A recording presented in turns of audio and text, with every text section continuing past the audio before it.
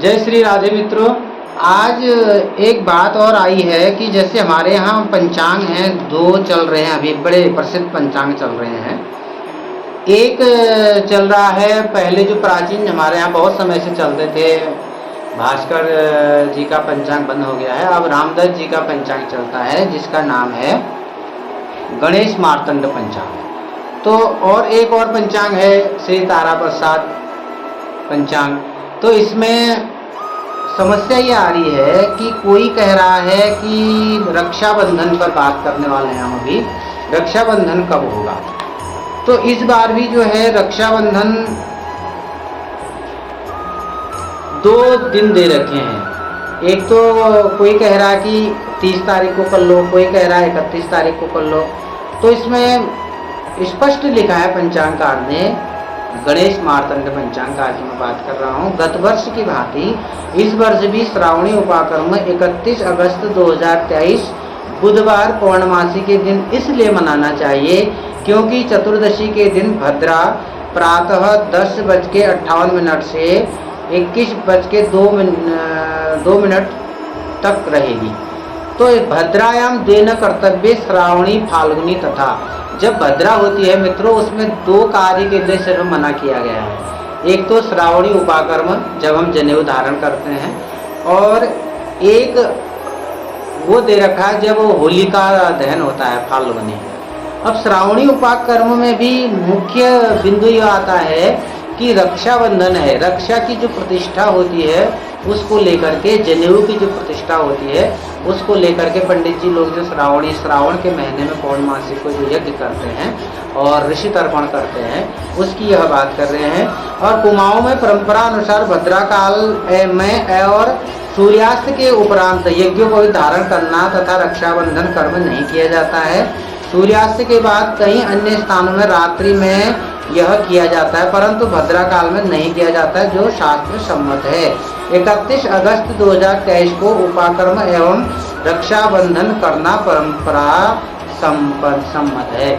तो इसलिए स्पष्ट यह हो गया मित्रों, क्योंकि हमारे यहाँ जो अधिकांश पंचांग चलता है गणेश मार्तंड रामदत्त जी का पंचांग प्राचीन काल से चला आ रहा है, और यद्यपि शुद्धम लोक विरुद्धम वाली बात जो आती है, इसलिए आपको जो है इसमें कोई शंका की बात नहीं है।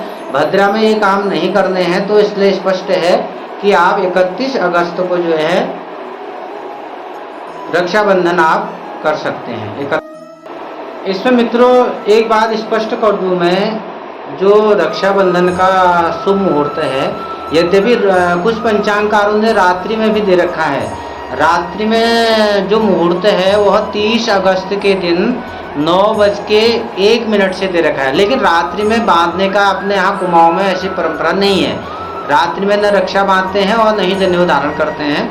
इसमें जो मूल में जो बात है, चतुर्दशी जो है आपके 30 तारीख को 10:58 के बाद जो है पूर्णमासी लग रही है, 10:58 के बाद, लेकिन भद्रा है।